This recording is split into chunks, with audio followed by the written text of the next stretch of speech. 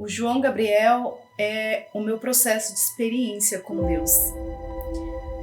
Eu consigo enxergar o cuidado de Deus com a gente, vivenciando tudo que a gente passou ao longo desses 5 anos com o meu filho.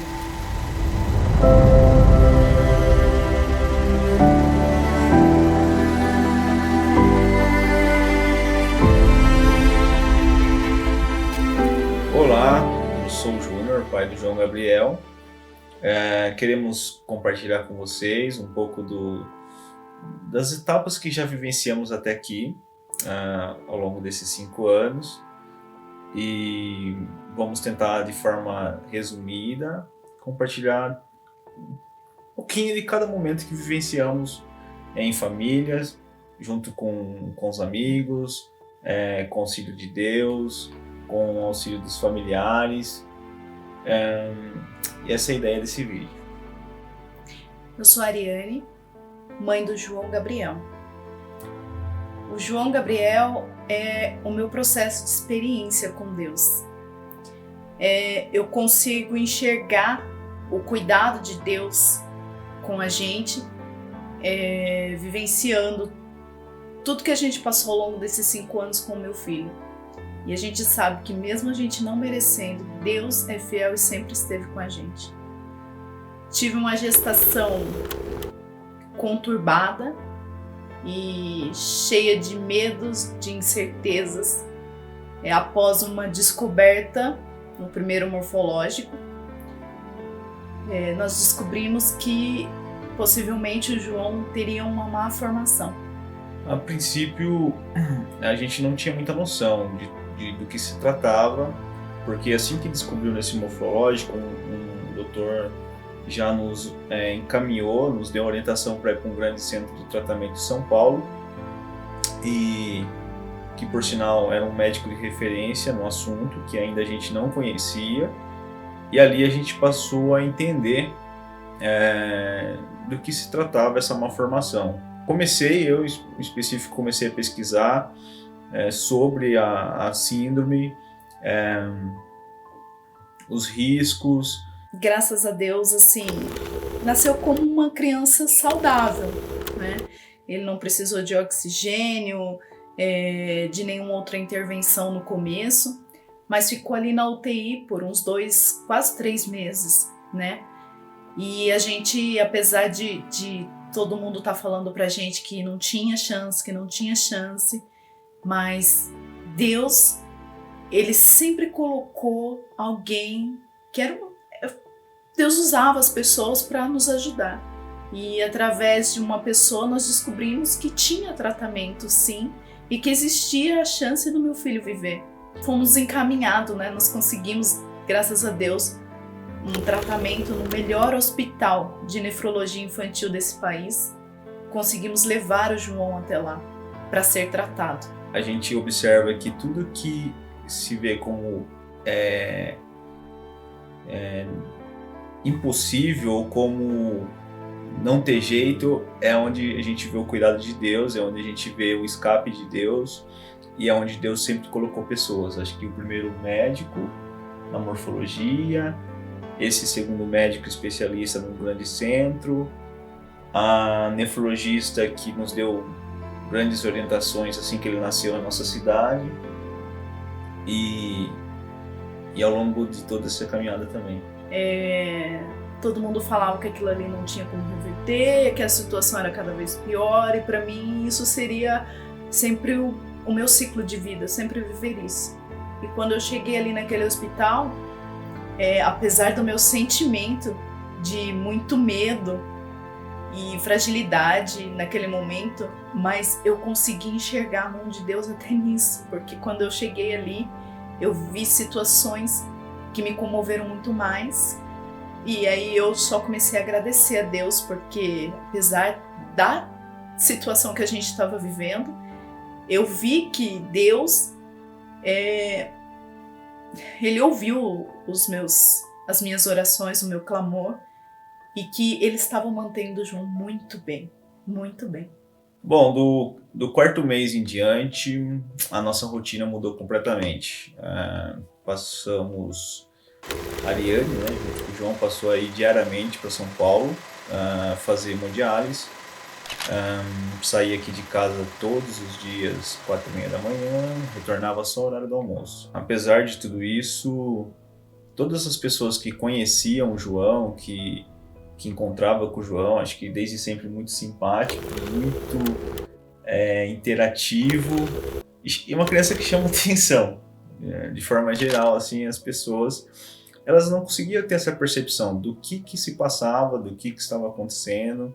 Quando a gente comentava com alguns assim, ele faz hemodiálise diariamente em São Paulo, a gente não é aqui de São Paulo, a gente é de Sorocaba. As pessoas olhavam e não acreditavam, falavam, não acredito que essa criança passa por tudo isso. E após assim, essa etapa vencida, que era a hemodiálise diária, a próxima etapa seria colocar ele na fila do transplante, que ele teria que ter um peso específico, né? Um peso específico. Também nesse intervalo ele fez algumas cirurgias de correção do sistema urinário para preparar ele para esse transplante. Após essa primeira cirurgia, ele entrou para a fila do transplante, isso mais ou menos em 2020, né? Nós estávamos ansiosos por esse transplante, mas no meio desse percurso,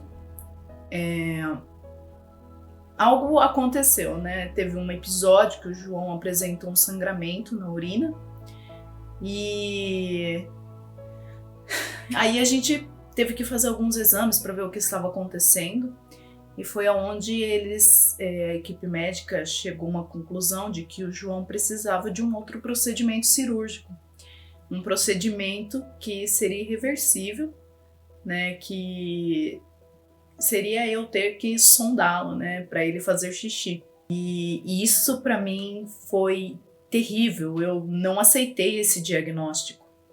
Na primeira consulta que a gente foi junto, a médica falou, não é uma decisão minha, é uma decisão de um grupo de médicos, da equipe. E a gente não vê uma outra forma de que não seja essa. Vocês têm que preparar isso. Obviamente que a gente não vai fazer nada sem autorização de vocês, mas ela insistiu, ela falou que não aceitava e a oração pode muito em seus efeitos.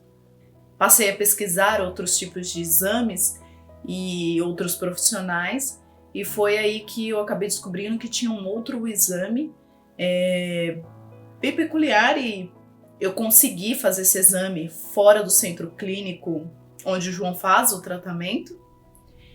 E assim, tive um resultado que, pela expressão dos médicos, era um resultado positivo para mim. Que a médica me mandou uma mensagem e depois de 1 ano, eles reavaliaram e retornaram o João para a fila do transplante sem esse procedimento. Mas meu coração se encheu tanto de alegria, porque era a resposta de Deus de novo. Foi assim, as experiências que eu tenho com Deus realmente, porque Deus estava atendendo novamente a um pedido meu, porque Deus é o médico dos médicos. É mais uma vez ele falando que ele é o Deus do impossível. Depois dessa conquista veio uma nova fase. Surgiu uma nova necessidade, que era o João fazer uma cirurgia da adenoide e amígdala. Uma cirurgia bem comum. O João fez a cirurgia, teve a recuperação de 2 dias no hospital e nós viemos embora para casa. Ele estava ótimo, mal reclamava de dor. E aí em casa, 3 dias depois, né, o João acordou de noite, tossindo e chorando, e já estava próxima da hora também da gente levantar para ir para o hospital, era em torno de umas 3h30 da manhã. Só que eu fui olhar o que estava acontecendo, cheguei no quarto dele e vi ele tossindo e saindo sangue. E aí no carro o João já começou a vomitar sangue. E nós chegamos no hospital com o João já bem diferente do seu estado clínico, né? Vomitando sangue, eu mostrei isso para os médicos. E aí eles chamaram o cirurgião que havia feito a cirurgia nele para fazer uma avaliação, ver o que estava acontecendo. E nesse tempo em que a gente estava aguardando o cirurgião chegar, o João começou a perder muito sangue. E já estava com dificuldade um pouco para respirar. Os seus batimentos começaram a ficar diferentes. Foi aonde eu vi o pessoal fazendo sinais vitais e já vieram e falaram: olha, a gente vai subir para UTI. E naquele momento eu fiquei muito assustada, porque até então a gente não tinha ideia do que estava acontecendo. E aí o João foi para UTI. Chegando lá na UTI, o João começou a reclamar que estava com uma dor muito forte nas costas. Fizeram um raio-x, tudo muito rápido. E aí nesse raio-x veio que o pulmão dele estava totalmente preto, estava tomado por sangue. E ele já não estava mais conseguindo respirar adequadamente. E aí a médica olhou pra minha cara e falou: nós vamos ter que entubá-lo.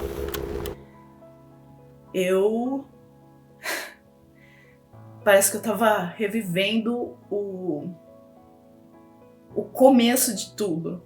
Aquele medo, aquela angústia, sem saber o que estava acontecendo, sem saber o que ia acontecer.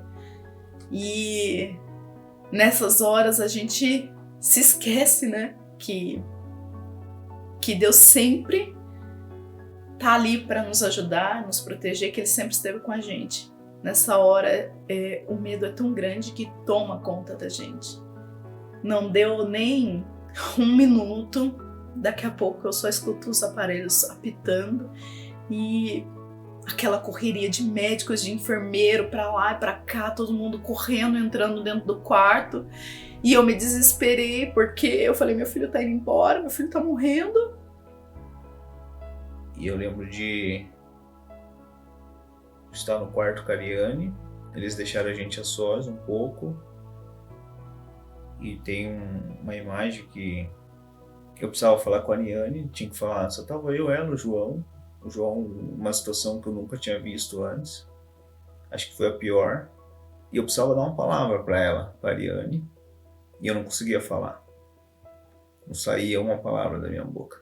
Mas eu lembro que eu levantei, ajoelhei com ela e conseguimos fazer uma oração. Ali juntos.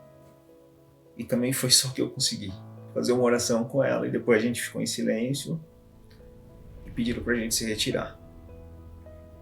Isso que ela falou, eu acho que foi o momento mais difícil. Mais difícil de todos. Mas, mais uma vez, Deus, de forma maravilhosa,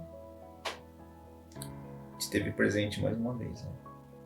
Eles conseguiram estabilizar o João. E aí eles vieram e falaram: olha, ele tá bem, tá estável. Uma coisa que naquele momento ali, naquele corredor da UTI, que eu vinha me lembrar, foi que a minha irmã e o meu cunhado tentaram me avisar bem antes dessa cirurgia acontecer que Deus havia mostrado que algo iria acontecer com o João. Mostrou através de um sonho para o meu cunhado, Diego. Sonhou com o João se afogando em sangue. E acho que eu não quis ouvir isso, não quis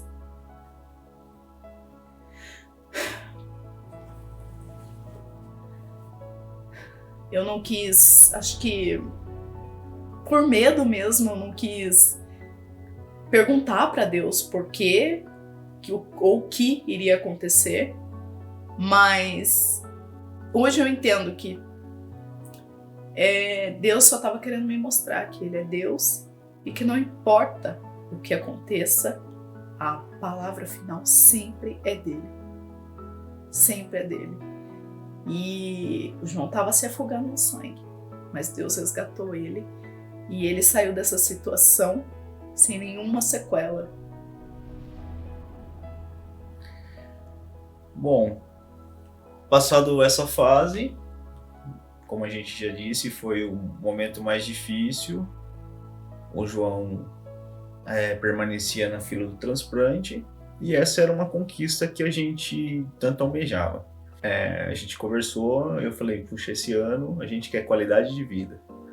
Nós queríamos ter um pouco mais de qualidade de vida. Poder ter uma noite de sono completa, uma rotina melhor, poder fazer passeios. Nos nossos últimos 5 anos, os passeios tinham que ser de 1 dia e meio, no máximo. Falando em a gente prezando por qualidade de vida, tem coisas que são tão simples e tem gente que não dá o devido valor, né? Que é simplesmente você poder acordar junto, sentar à mesa com a sua família, tomar um café da manhã, todos juntos em família. Muitas vezes a gente não podia fazer isso. E eu ficava, meu Deus, eu quero chegar nessa fase de poder eu também ir viajar, levar o meu filho, poder levar o meu filho para um parque aquático, de poder deixar ele nadar sem ter medo de uma infecção, de um catéter, tomar um banho decente, sem plásticos. São coisas que muitos vivem, coisas diárias do dia a dia, e as pessoas não têm a menor noção que outros por aí não estão podendo fazer essas coisas simples da vida. E paralelo a isso também começamos a se movimentar para fazer todos os exames possíveis que seriam necessários para ver minha compatibilidade de ser um doador para o João. E no meio disso aí tudo, ainda passamos por uma outra dificuldade, que nosso plano de convênio estava para encerrar o contrato. Teria uma troca de convênio e a minha preocupação era que o transplante não ocorresse, tendo em vista que ele já estava todos os andamentos, todos os exames acontecendo, existia essa possibilidade. E há um mês antes do encerramento do convênio, né, a gente acredita também que, mais uma vez, a mão de Deus, o convênio aprovou o transplante, ocorreu dia 31 de maio e, graças a Deus, acho que o que a gente está mais desfrutando nesse momento é isso aí, qualidade de vida, descobrindo que é dormir até 8 da manhã, quando possível, e eu acho que tudo que aconteceu, cada etapa, eu acho que nada fugiu do controle de Deus. A gente, como ser humano, se desespera, eu sou mais calmo, mais tranquilo, mas a gente fica sem ação, sem saber o que fazer, mas Deus sempre esteve no amanhã, aquilo que a gente não enxergava, aquilo que a gente não entendia e não sabia como ia acontecer, a gente sempre chega à conclusão que Deus já sabia de tudo, né? Esse é o João Gabriel, é a nossa experiência com Deus, e eu gostaria agora de agradecer a todos os familiares, amigos, a cada irmão em Cristo que dispuseram do seu tempo para orar por nós, orar pela nossa família, pelo João Gabriel. Eu agradeço a todos, porque eu sei que cada etapa vencida foi por oração de vocês. Bom, vou deixar um versículo que está em Filipenses 4, no 6 e o 7. Não andem ansiosos por coisa alguma, mas em tudo, pela oração e súplica, e com ação de graça, apresente seus pedidos a Deus. E a paz de Deus, que excede todo entendimento, guardará o coração e a mente de vocês em Cristo Jesus. Obrigada pelas orações que vocês fez para mim, para eu sair do hospital. Beijo para vocês.